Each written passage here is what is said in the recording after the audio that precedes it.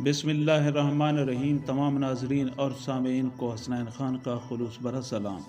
میں ہوں حسنین خان اور آپ دیکھ رہے ہیں 14 ستارے یوٹیوب چینل۔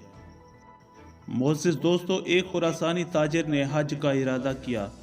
جب اس نے حج کی تیاری کی تو اس کے پاس ضرورت سے زائد 1000 دینار بچ گئے۔ اس نے سوچا کہ اگر میں انہیں ساتھ لے جاؤں تو گر جانے کا خطرہ ہے، اور اگر کسی کے پاس امانت رکھوں تو ممکن ہے کہ وہ واپس کرنے سے انکار کر دے۔ وہ جنگل میں گیا اور ارنڈی کے درخت کے نیچے گڑھا کھود کر وہ دینار چھپا دیے۔ پھر وہ حج کو چلا گیا۔ جب واپس آیا اور اس جگہ کو کھودا تو کچھ نہ پایا۔ وہ رونے پیٹنے لگا۔ جب اس سے پوچھا گیا تو اس نے بتایا کہ زمین میرے دینار کھا گئی۔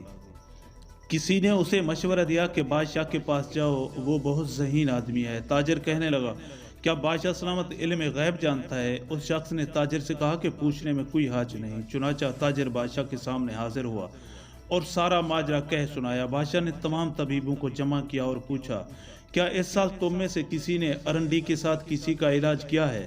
ایک طبیب نے کہا کہ ہاں، میں نے آپ کے ایک درباری کا علاج کیا ہے۔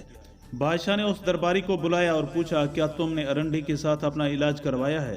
اس نے کہا کہ ہاں۔ بادشاہ نے پوچھا کہ ارنڈی کون لے کر آیا تھا؟ بتایا کہ فلاں خادم۔ بادشاہ نے کہا کہ اسے حاضر کیا جائے۔ جب وہ حاضر ہوا تو اس سے پوچھا کہ یہ ارنڈی تم کہاں سے لائے تھے؟ اس نے جواب دیا کہ فلاں جگہ سے۔ بادشاہ نے کہا کہ اس تاجر کو لے جاؤ اور اس کو وہ جگہ دکھاؤ۔